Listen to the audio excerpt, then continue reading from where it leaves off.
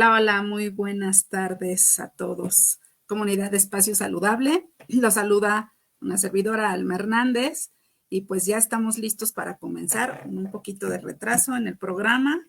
Ya saben, nos faltan los detalles técnicos, pero ya estamos listos aquí con nuestra invitada del día de hoy, que nos trae un tema particularmente del área de la psicología y pues vamos a traerla a la pantalla para presentarla. Hola con todos, buenas tardes, perdón el retraso, cositas que pasan en esto del sector salud. ¿Cómo están todos? Hola, muy buenas tardes, no te preocupes, Gaby. Gracias por estar aquí en Espacio Saludable, por pues aceptar la invitación de venir a compartir esta plática que nos traes el día de hoy. Y pues bueno, ella les voy a mencionar un poquito de su trayectoria. Ella es licenciada en Psicología Infantil y en psicorehabilitación por la Universidad Central del Ecuador. Ella también nos acompaña desde Ecuador. Cuenta pues ya con una amplia experiencia en lo que es pues la parte de dar la consulta en consultorio de especialidades psicológicas y psicopedagógicas Lolita. También tiene experiencia en proyectos de vinculación GAD con Ocoto. Uh-huh. Diecitos Sabios, ahorita nos explican un poquito qué es esto, Alianza Académica Internacional, y pues también cuenta con una amplia actualización en lo que son cursos, seminarios de estimulación temprana, en diplomados de necesidades educativas y especiales, en jornadas de salud al adulto mayor en New Hope, al deterioro cognitivo en el adulto mayor, a la estimulación cognitiva, a la gerontología de evaluación diagnóstico, cursos en trastornos del sueño y crisis epilépticas, en psicogerontología, evaluación, diagnóstico, intervención y tratamiento en la vejez, en psicología social, en trastornos del sueño y crisis epilépticas en tiempos de COVID-19. O sea que pues tienes ahí una gran experiencia, pues ya una gran actualización en estos cursos y obviamente pues experiencia clínica, Uh-huh. atención en niños y adolescentes, atención en trastornos del estado de ánimo, atiende también atención en problemas conductuales de niños y adolescentes, psicorehabilitación al adulto mayor y también cuenta con atención vía remota en línea por Zoom. Pues muchas gracias, Gaby, por estar aquí con nosotros. Gracias a ustedes por darme este espacio. Sí, como mencionas, pues un poquito de mi trayectoria. He trabajado con varias poblaciones en diferentes edades y pues para mí un gusto poder compartir sobre salud mental en este tema tan importante. Muchas gracias, Gaby. Pues vamos a comenzar entonces. El espacio es tuyo. Vamos ahí a checar lo que es tu presentación de lo que hoy nos vas a presentar. Listo. Pues, como estamos haciendo este bonito trayecto que es la Semana Saludable, se me hizo muy importante comenzar con este tema que es los trastornos de conducta alimentaria. Yo le he puesto como título entre el cuerpo y la mente porque tenemos que comprender que si bien es cierto, son trastornos que vamos a nosotros observar con ciertos signos conductuales o con ciertos signos emocionales, pues es algo que aborda un poquito más. ¿Por qué es importante hablar de este tipo de temáticas? Primero es una situación que estamos viviendo actualmente. De hecho, estaba buscando un poquito de estadísticas para actualizar a todos ustedes en cuanto a conocimiento sobre pues, trastornos de conducta alimentaria y lo que pude encontrar que actualmente que el 5.5 y el 17.9% de mujeres jóvenes han sufrido un TCA en edad temprana. En hombres baja un poquito la cifra, es del 0.6% al 2.4%, que si ustedes pueden observar es una estadística bastante preocupante, sobre todo porque generalmente uno de los grupos donde existe más dificultad o más riesgo es justamente en las chicas, ¿no? Y si como pueden observar aquí, dice que es en edad temprana. Eso se puede deber a muchísimos factores que ya ahorita lo vamos a tocar, pero es importante que nosotros identifiquemos que todo esto surge cuando los chicos, bueno, en este caso niños y adolescentes, están formando su personalidad, además de pues su autoconcepto. Y como ustedes saben, pues lastimosamente la sociedad en donde vivimos actualmente tiene algunos estándares bastante complicados en cuanto a la apariencia física, que si bien es cierto afecta a todos, pues generalmente a las chicas suele afectarles en cuanto a estadísticas un poquito más.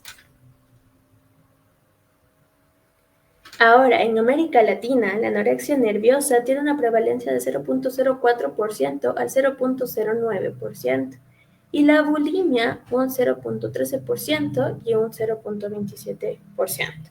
Como pueden observar, si bien es cierto, es mucho más común ver en consulta, de hecho, personas que presentan bulimia que anorexia, que ya ahorita les explico un poco más cómo nosotros podemos diferenciar estos dos trastornos que son como los más conocidos. Vemos que las cifras realmente son preocupantes. Y sobre todo algo que me llamó muchísimo la atención es que el trastorno por atracón, que generalmente no se lo conoce, tiene una prevalencia mucho más grande que pues, los dos trastornos de conducta alimentaria que les mencioné. En este caso es del 1.4% en niños, especialmente en edades de 6 a 14 años, lo cual nosotros tenemos que tomar en cuenta, porque no únicamente es esta cuestión de la conducta alimentaria y de la inhibición del alimento como tal, sino que tiene afectaciones al desarrollo, y además del desarrollo, a la parte neurocognitiva de las personas. Los TCA han ido en aumento desde 1990, con la prevalencia global creciendo, y esto nosotros observamos que ha ido en un aumento significativo. De hecho, en consulta vienen bastantes adolescentes con ese tipo de dificultades, ¿no? Y lastimosamente nosotros esperamos, acorde obviamente a las cifras en cuanto a OMS, que el aumento sea vaya continuando hasta el 2035, que si nosotros vemos desde aquí unos 10 años. Y en cuanto a salud pública es algo que nos llama la atención porque es necesario, y ahí sí llama un poquito la atención a todos los profesionales de la salud, empezar con estos espacios de prevención, que es pues justamente esto que nos está ayudando nuestra querida Alma. Entonces es importante educarnos sobre este tema. Ahora, ¿cuáles son los grupos vulnerables? Si bien es cierto, los trastornos de conducta alimentaria suelen ser muchísimo más comunes en mujeres, también se evidencia tanto en adolescentes, en varones, en personas LGBTQ+, y en minorías étnicas. Ahora, ¿por qué pasa esto en estas personas en particular? Pues primero, como les estaba comentando, en cuanto a mujeres, nosotros en cuanto a la parte social estamos expuestas a muchísimos esquemas y a muchísimas ideologías en cuanto a los cánones de belleza. Entre eso está esto de la delgadez, esta cuestión de que tenemos que mostrarnos como frescas, naturales y que por poco como que no se muestre tan elaborado, por así decirlo, la parte de arreglarse. Si esta información nosotros la vamos bien desde que somos bastante pequeños, y no sé si ustedes han visto, pero en redes sociales por lo menos es un bombardeo constante de este tipo de cosas. Empieza muchísimo a afectar lo que es el autoconcepto, que se está formando alrededor de los 6 añitos de vida. Si a esto le sumamos que van creciendo las chicas y se encuentran dentro de la adolescencia, donde tenemos un montón de cambios corporales, un montón de cambios en cuanto a la parte de neurotransmisores y de hormonas, pues es bastante vulnerable. Y es muy común que haya ciertos comentarios o ciertas interacciones entre mujeres donde nosotros podemos observar que ciertos comentarios se han normalizado, pero que si nosotros lo viéramos desde la parte clínica serían factores de riesgo, tal cual como esta dieta que hice es súper buena y pude quitarme tal vez esto de los carbohidratos o quité tal vez esto de los dulces, pero sin una atención nutricional previa. Y es común, de hecho, cuando estás conversando con tus compañeros, con tus amigas, hasta festejan incluso que estés dentro de una dieta, porque se ven cambios en cuanto al peso.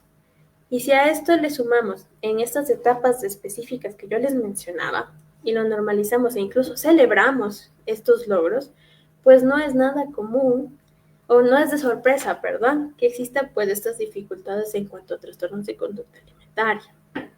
Ahora, en adolescentes, como justo les estaba comentando, es una etapa súper importante del desarrollo, porque es aquí donde uno ya identifica más o menos su personalidad, si bien es cierto, se desarrolla a los 18 años, pero es aquí donde nosotros avanzamos grandes rasgos de la misma.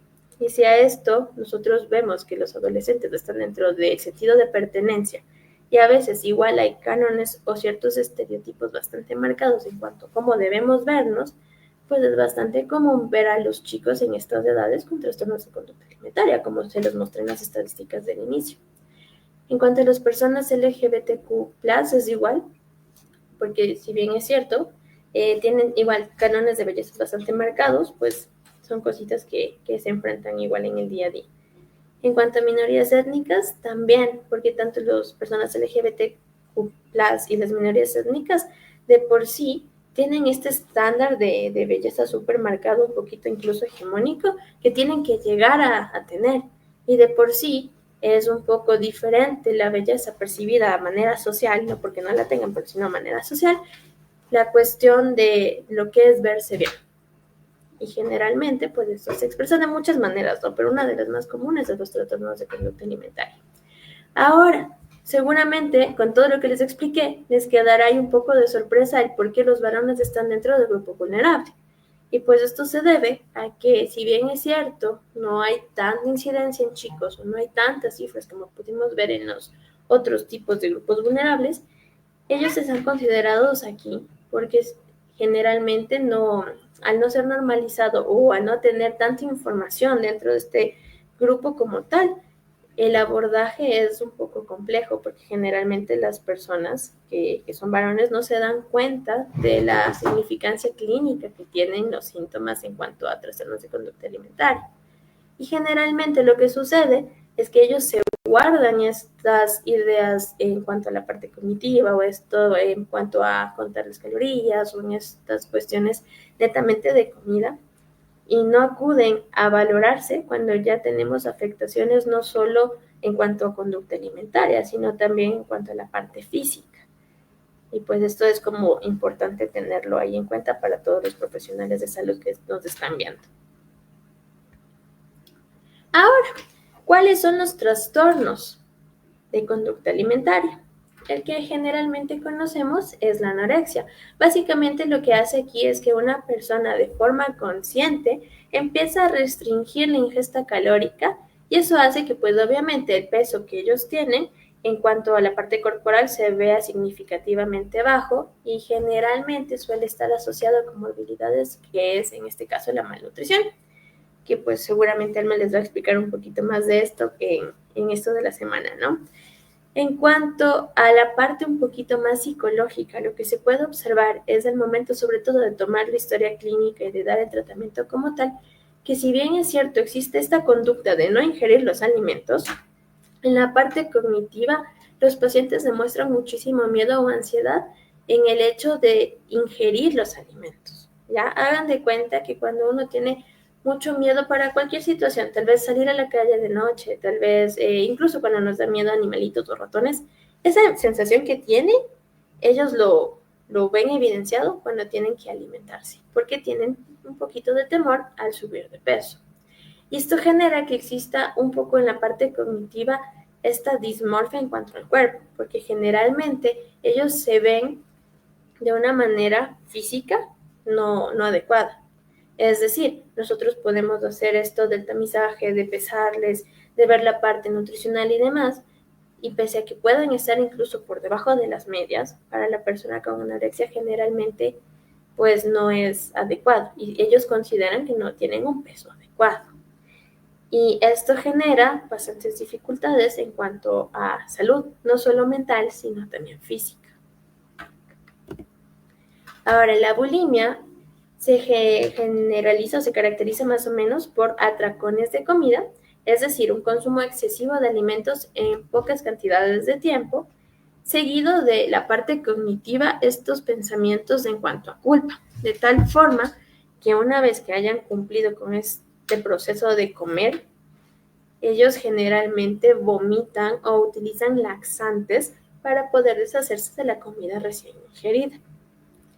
Esto genera pues obviamente bastantes dificultades, no solamente en la parte de salud mental, sino también en la parte fisiológica, como tenemos problemas gástricos, dificultades en cuanto al esmalte de los dientes, también tienen dificultades por los ácidos gástricos que ellos tienen al momento de expulsar la comida.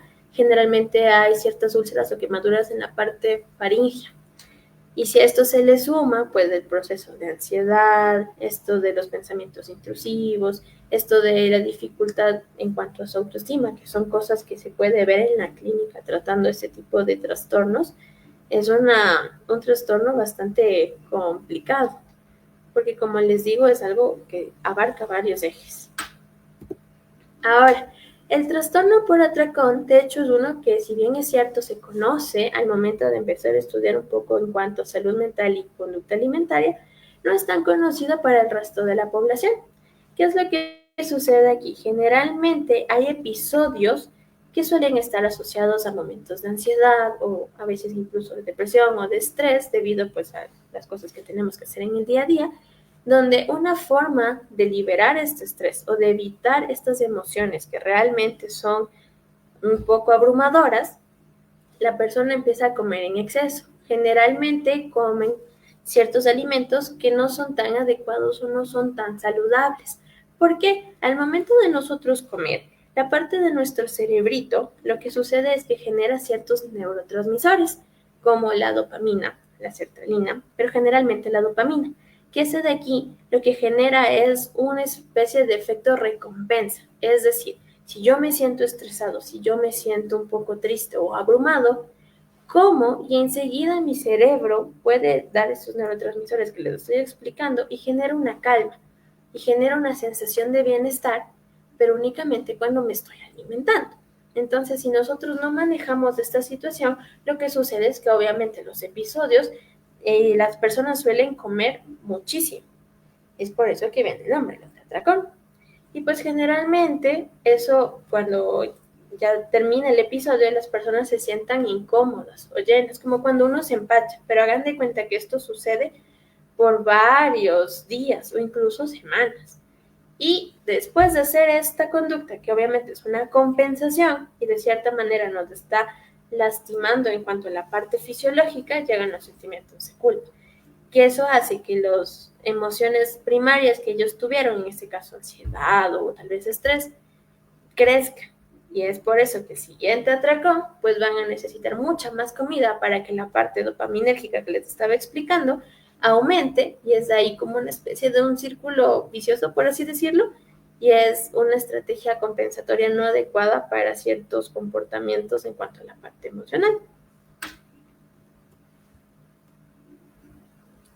Y uno de los trastornos que es un poquito más nuevo, que recién se está tomando un poco más en serio, es esta cuestión del trastorno evitativo de la ingesta alimentaria. Muchas veces nosotros vemos a chicos en consulta, o uno de los grandes motivos de consulta que vienen los papitos es: mi hijo no quiere comer.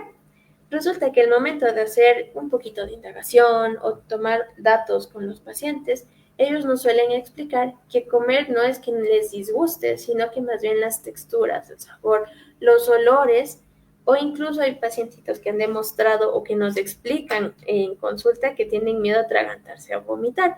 Entonces, debido a estos factores un poco más en cuanto al contexto o en cuanto a la textura de la comida que nosotros ingerimos, ellos evitan comer. Y obviamente eso realiza ciertas dificultades en la parte cognitiva y también en la parte fisiológica del niño.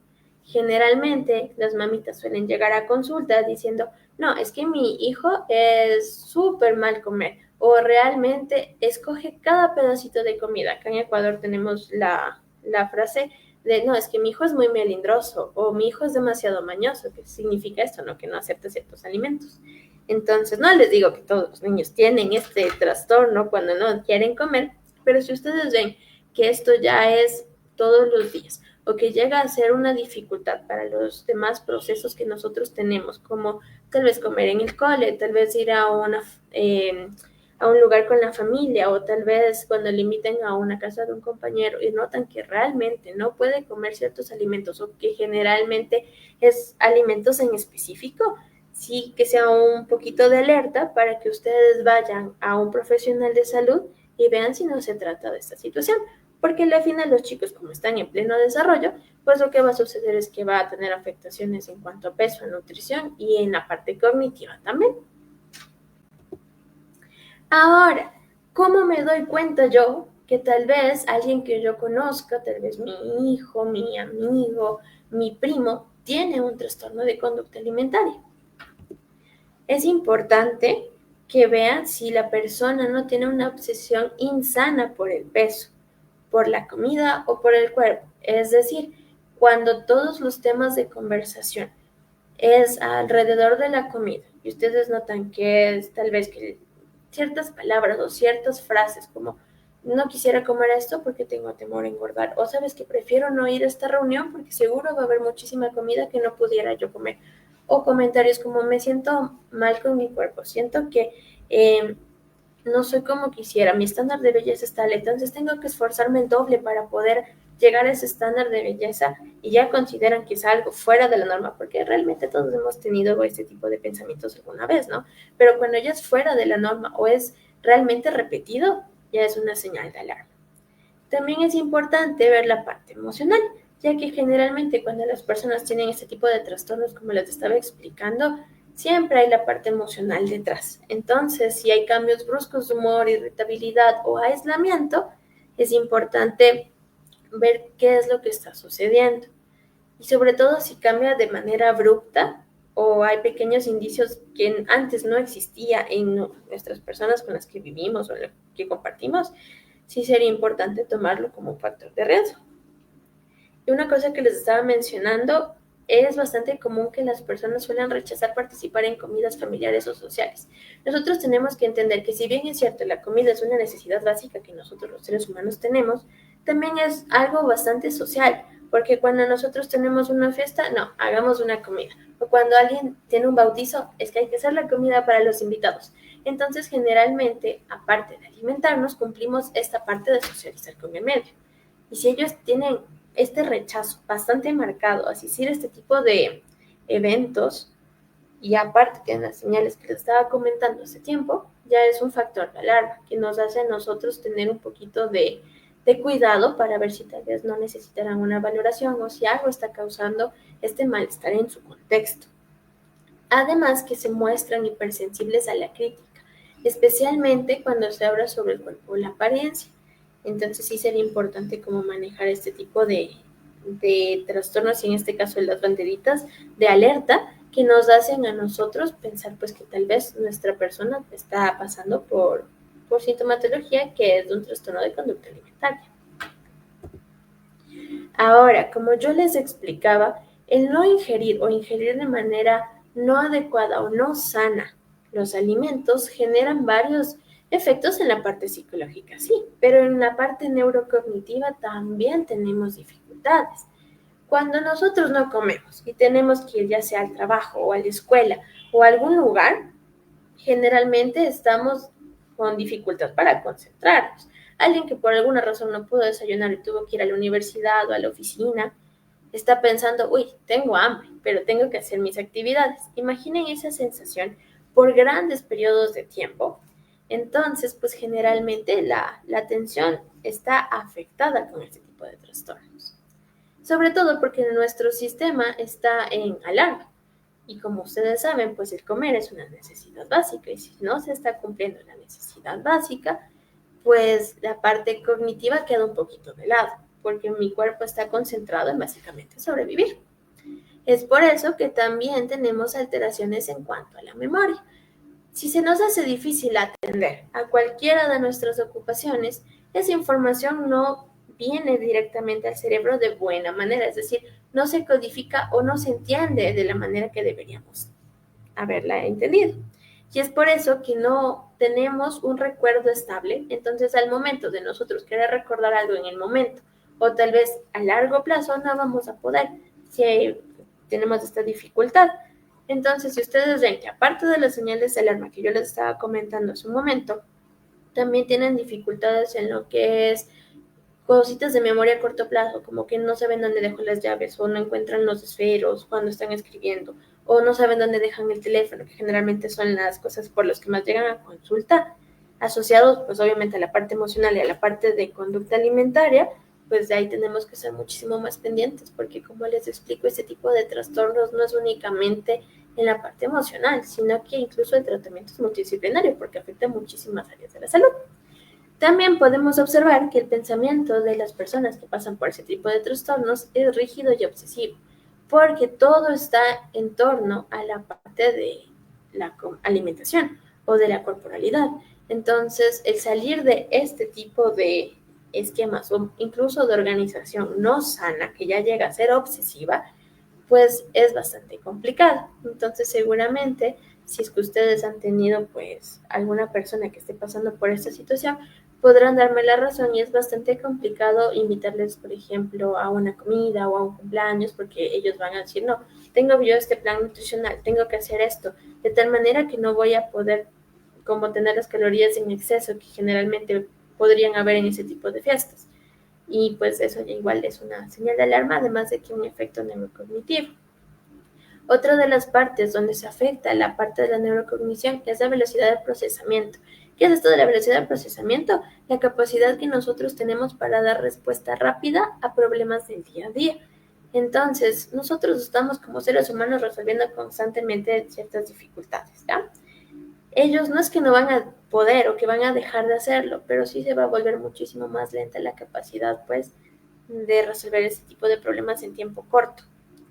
Y es por eso que también con el tiempo, pues se evidencia déficits en la función ejecutiva, es decir, en organizar, en planificar, en tener esto de la temporalidad, porque como les digo, nuestro cuerpito en este tipo de trastornos se encuentra dentro de un estado de alarma constante, donde necesita sí o sí cumplir la necesidad básica, que en este caso pues sería alimentarse, y todo lo demás, todo lo cognitivo, atencional, memoria, se queda de lado. Pero si no se atiende de forma un poco oportuna, incluso llegan a existir varios trastornos neurocognitivos graves asociados a los trastornos de conducta alimentaria. Ahora, con todo esto que realmente es preocupante, como les dije al inicio de la presentación, en cuanto a salud mental, es importantísimo comenzar la prevención. ¿Cómo podemos nosotros prevenir? Bueno, este primer apartado es un llamado de atención a las personas que trabajan en el sector salud. Es importante que generalmente en las consultas, ya sea de psicología, de odontología, medicina general, incluso nutrición, siempre hay señales de alarma que nosotros nos llaman un poquito la atención. A la primera señal de alarma es importante derivarlo a un profesional de salud mental, porque tal vez estamos en el momento preciso antes de que el trastorno pues llegue a su punto más alto. Por otro lado, si no somos parte de este proceso de salud, es importante que nosotros estemos en psicoeducación constante, es decir, tomando educación nutricional básica, manejando esto en cuanto al desarrollo de la autoestima y la autoimagen, reconocer nuestras emociones, tener en cuenta las críticas y modelos de belleza que están teniendo actualmente, tal vez como eso nos está influyendo. También tener pues generalmente prácticas saludables o señales de alerta para que si nosotros vemos que algo está un poco extraño, que no es dentro de la norma y cumple con las cositas que les había mencionado un momento, enseguida acudir a un profesional de salud mental. Y que estos aprendizajes que ustedes están teniendo en esta charla o en este espacio que pues nos ha brindado acá nuestra querida Alma, la integremos dentro de las actividades de la vida diaria, porque la idea de esto es prevenir y como ustedes pudieron observar es una situación en cuanto a salud mental y bueno, salud en general que está pasando actualmente y con una prevalencia bastante fuerte. Ahora, han existido ciertos tipos de programas que tratan de intervenir esto. Yo he escogido 3 que han tenido resultados científicos bastante buenos. Les voy a contar un poquito de cada uno para no extenderme mucho, pero básicamente este tipo de programas estuvo dirigido pues en cuanto a la adolescencia y a los centros escolares, porque como yo les decía, un grupo vulnerable y de hecho donde hay más incidencias es justo en este grupo etario.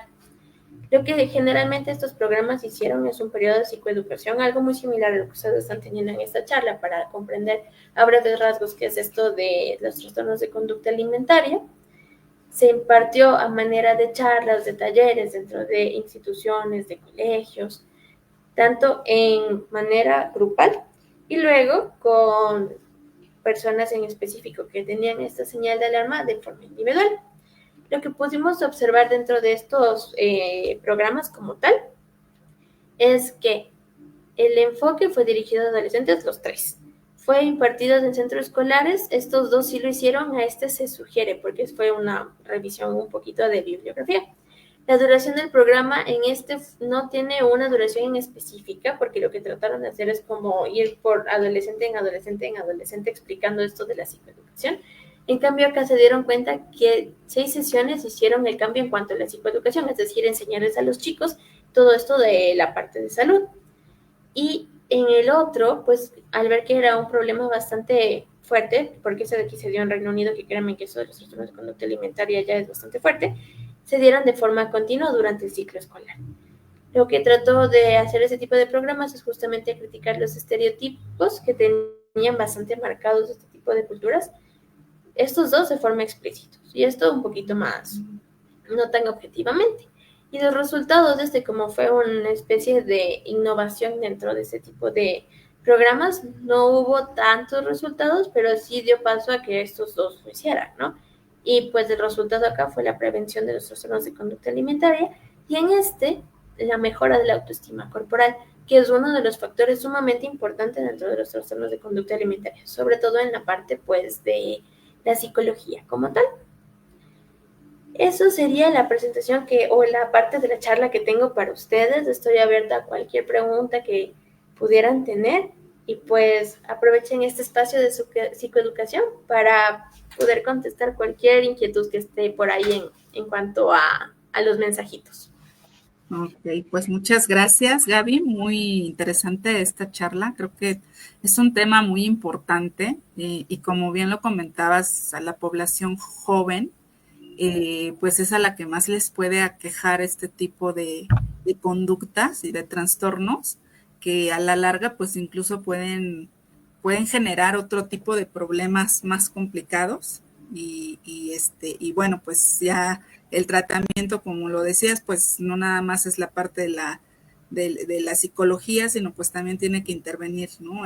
Pues el nutriólogo, el médico, pues para qué esperar a que pase eso. Digo, este tipo de charlas pues nos ayuda a tener conciencia, a poner como que atención a esos puntos, a esos focos rojos que pudiera haber en pues en este tipo de población, principalmente los jóvenes, ¿verdad? Exacto.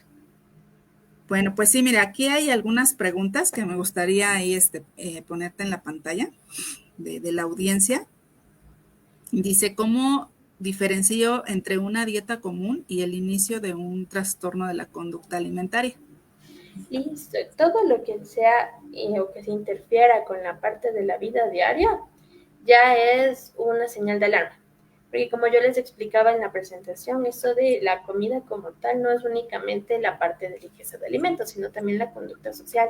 Entonces, sí o sí van ustedes pues ver ciertas señales, sobre todo si hay restricción a, y si ya no quieren acudir a eventos importantes o no quieren ir a la parte tal vez del colegio o a eventos que antes sí les gustaba, netamente por la parte de la alimentación, ya es algo que nos está sugiriendo un posible trastorno de conducta alimentaria. Ok. Aquí hay otra, mira, dice,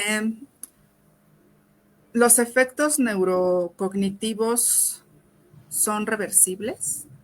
Pues si se hacen dentro de un periodo de tiempo previo o cuando recién está iniciando el trastorno de conducta alimentaria, con estimulación cognitiva y con psicoterapia, porque la parte cognitiva sería con estimulación cognitiva y la parte emocional con psicoterapia, hay avances o el pronóstico es adecuado. Ahora, si es alguien que ha tenido por muchísimos años esta parte de trastorno de conducta alimentaria, sí se ha visto casos donde los efectos neurocognitivos llegan a ser permanentes, pero ahí sí tocaría hacer una buena evaluación y ver cómo está el paciente. Ok, y sí, importante, ¿no? O sea, el que las personas que ya están identificando este tipo de problemas en sus familiares o en sí mismos, acudan al profesional de la salud. Y al acudir al profesional de la salud a tiempo, pues va obviamente a ayudar a que pues tenga una atención adecuada, que tenga un tratamiento adecuado y que no se esperen estar probando otro tipo de soluciones que pues al final lo único que hacen es alargar el problema, ¿no? Exacto. Bueno, finalmente aquí tenemos otra que me gustaría igual que pudieras darnos como que un tip, un consejo que puedas dar a las madres y padres para que puedan identificar si sus hijos adolescentes o incluso niños o jóvenes adultos están presentando algún tipo de trastorno de conducta alimentaria. Pues primero que nada es importante mantener la calma, porque generalmente con este tipo de trastornos los papitos entran en un proceso de duelo o de shock. Uh -huh. Y el chico o el adolescente ya está de cierta manera desregulado y ustedes serían como la red de apoyo de ellos. Entonces es importante que no, obviamente no le van a mentir diciendo que no tiene ciertas emociones en cuanto al diagnóstico, pero sí decir de forma asertiva lo que están pensando en cuanto a lo que están recibiendo de información por parte de los profesionales. Y de ahí es sumamente importante pues que asistan a eventos donde se hable de estos temas, donde se digan un poquito más de conducta o técnicas de conducta que pudieran ustedes ejecutar en el día a día. Además de que sería importante que también vayan a terapia los papis, porque ese tipo de noticias es bastante difícil. Y para los que tienen hijitos, en las personas que nos están viendo, saben que si cuando uno se entera que uno está enfermo de una fiebre, de una gripe, se asustan, mucho más con un trastorno tan complejo como este. Entonces sí es importante que el cuidador, que son ustedes, tenga su espacio de desfogue, ¿no? Sí, pero pues ir en este caso, ¿qué señales puede haber, ¿no? Como para que uno Uh-huh. pueda pensar que, híjole, mi hijo creo que, Uh-huh. que empieza a tener un tipo de problema de conducta alimentaria. Listo. Generalmente suelen tener cierta ansiedad o se muestran bastante nerviosos cuando tienen que hacer algo relacionado a comida, ya sea comer con ustedes en la mesa, tal vez esto de no acudir a fiestas o eventos importantes para la familia. Si se muestran bastante con comentarios, generalmente tienen los adolescentes, de, es que me veo mal o estoy muy gordita o no me siento bien o siento que estoy fea o incluso si se empiezan a comparar, pero realmente en exceso, ya es una señal que nos hace tener como el foquito rojo de a lo mejor necesitamos hablar.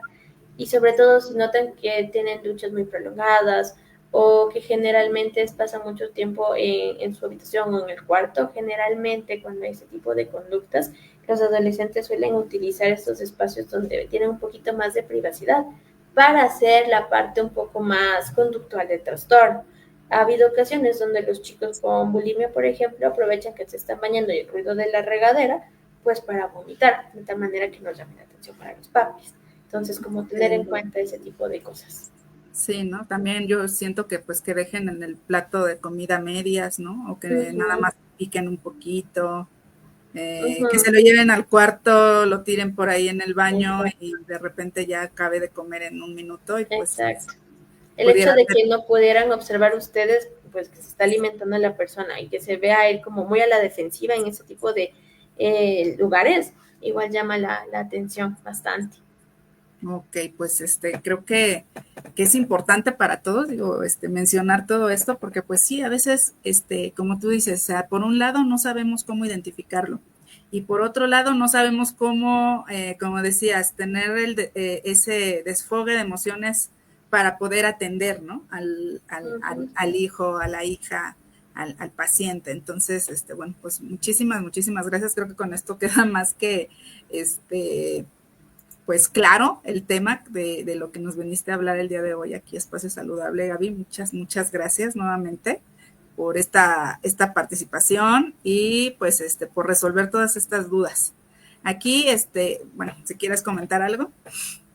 Pues cualquier duda, cualquier inquietud que ustedes tengan o si tal vez quieren hablar de este tema un poquito más a fondo, yo con muchísimo gusto, si me contactan tal vez por las redes sociales o por mi correo, estaré contestando pues cualquier inquietud que les pudo haber surgido durante la plática y lo más importante es la prevención. Entonces, yo sé que esta charla era un poquito más enfocada a psicología, pero recuerden que todos los profesionales de salud podemos identificar las alertas. Entonces sería importante pues que sigan con ese tipo de charlas que están haciendo contigo que va a haber en muchísimas otras áreas.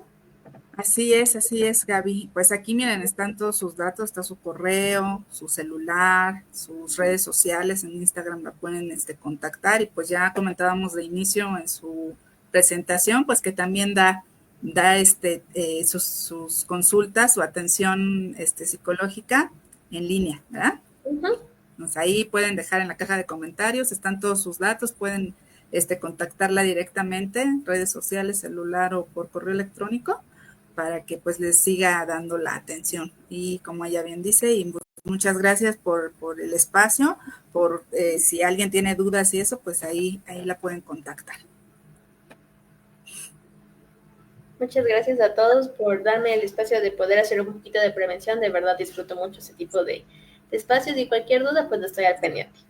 Muchas gracias, Gaby. Espero que en la próxima semana volver a tenerte con nosotros para que puedas pues, seguir compartiendo esta información de mucho valor. Muchas gracias, Gaby. Gracias, hasta luego. Que estén muy bien. Hasta luego.